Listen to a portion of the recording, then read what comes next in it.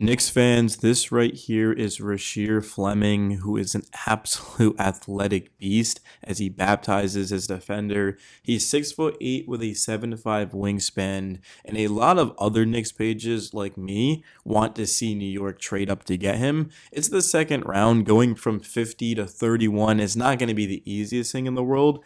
But considering the fact that yesterday the Pacers actually made a move to trade up and they only had to give up a future second, I'd be 100% willing to trade multiple seconds if it meant moving up to get to that spot. The Knicks should at very least consider it because they don't have a lot of depth on the wing, especially a guy who, again, is 6'8" with a 7'5" wingspan that can run the floor, that is an improved shooter, and because he's so athletic, is going to play a role for the Knicks. Last season, we were last in terms of points per game off of the bench. Now, yes, a lot of that, pretty much all of that was Tibbs. It wasn't like we didn't have good players off the bench, but this would be a huge upgrade. And how often in the second round do you get a guy that can come in right away and contribute? This is a no-brainer to me. The Knicks would 100% trading up for Fleming, and I would love it. Next up on my list is going to be Tyrese Proctor, 6'4" guard out of Duke, just 21 years old.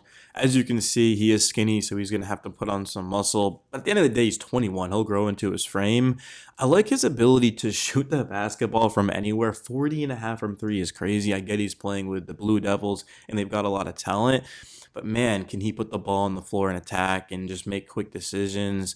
This will be a great fit for the Knicks. Once again, another terrific prospect that fell to the second round that won't go very far past the second round. So if the Knicks don't get aggressive and trade up, they're certainly not getting Proctor. They're not going to get Fleming. I hope that the Knicks do this, man. I really want to improve the bench. And some of these guys, it feels like in any other draft, would have been a first rounder. Teams, for some reason, like the Brooklyn Nets specifically, just continue to reach on guys. The Hornets, I thought, honestly, a couple of teams were reaching, in my opinion at least. And Proctor, Fleming, if these guys are going to fall, the Knicks should take advantage of it because they're ready to come in right away. I mean, if you shoot 40.5% from three in college and you can put the ball on the floor and go to the basket, you've got a handle. There's going to be a place for you in the NBA. I know, what do you do with Tyler Kolek? Like, I get that. DeLon Wright, does he come back? But the Knicks should prioritize talent. The more talent you have, the better chance you're going to have. And you can absolutely argue that wing is a more important need for the Knicks. I'd actually agree with you. But the best player on the board should be the Knicks' priority. I don't see them trading up to 31. I think Fleming's going to go to the Wolves. But then a couple of picks after that, I could see the Knicks coming in and swooping up Proctor or potentially the next player on my list. The number one player on my wish list for the Knicks is Kobe Bryant. The reason why I saved him for third is just simply because I made a whole video on him. But he is 6'7" with a 7'3" wingspan, I want to say. I don't have it in my notes, but correct me if I'm wrong, 7'3" wingspan.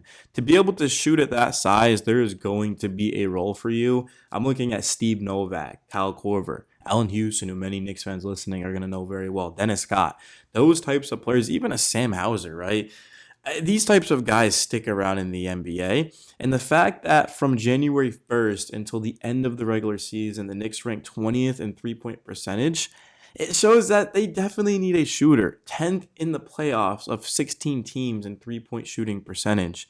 The Knicks' biggest need right now is three-point shooting. And the fact that they can get the best player in the draft, all they have to do is just move up.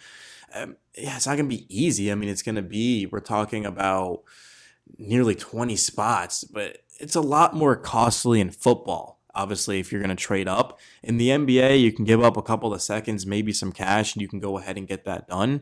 The Knicks should 100% look into that. I mean, if you look at these clips, between the leg dribble, step back three, working the mid-range, spinning it's off of his back foot and knocks down that shot. If the Knicks don't move up, I'd like to see them stay put and draft Micah Peavy. For those of you that don't know his game, essentially he's a 6'8" defensive-minded wing that's an improved shooter. Was actually pretty bad his first 4 years shooting the ball, but then he had a breakout season. So it's going to be up to you guys in the comments. How much do you believe in a breakout year? If you're a bad shooter for 4 years and then your fifth year you're great, are you going to buy into that? That's up to you guys. For me personally, why the hell not? If you're picking 50th, take a shot, see if you can try to find a future star. Here is the report on Peavy. So, quote, Peavy had long been a terrific defender through his career at Texas Tech and TCU. But he took a massive step forward on offense this season at Georgetown, where he started to knock down threes and become an effective driver of the basketball. Teams still don't totally buy into the shot translating back to the NBA line, so he's seen as more of a second rounder, but the defense has teams very intrigued. And quote, last season, the Knicks were actually in a similar position. They went with Bacome Dadier, Ryan Dunn. I believe his name was Ryan Dunn, right? The defensive-minded wing that went to the Suns. I wanted him, but personally, the Knicks didn't, just because they could have paid Dadier less because he came over from France. I mean, Dunn ended up getting into the Suns starting lineup and becoming one of the better defenders. I don't think the Knicks can mess this up. If PV is available at 50, it would be absolutely foolish to pass on him. Is his shot going to translate to, of course, the extended three-point line? Probably not. He's not going to shoot 40.5% from three, 40% off of the dribble. I think we can all agree in that. But in terms of his ability to slash and to defend, that's what the Knicks need. If you can knock down an open three, even better. He'll develop into that too. He's going to be working with Brunson and Cat and this Knicks coaching staff. So PV is my choice at 50. Do I want the Knicks to stay put at 50? Absolutely not. But if they do, I mean, I wouldn't be mad at all. This would actually be a pretty good pick. To end the video off, I want to talk about Mitchell Robinson. His name has been coming up in trade rumors, and the reason for it is he has an expiring contract and has not been able to stay healthy. Well, yesterday, the Charlotte Hornets traded Mark Williams to the Phoenix Suns for the number 29 pick and a 2029 first-round pick. If the Knicks were able to get that for Mitch, to be honest, that wouldn't be enough. Mitch is a better player than Mark Williams.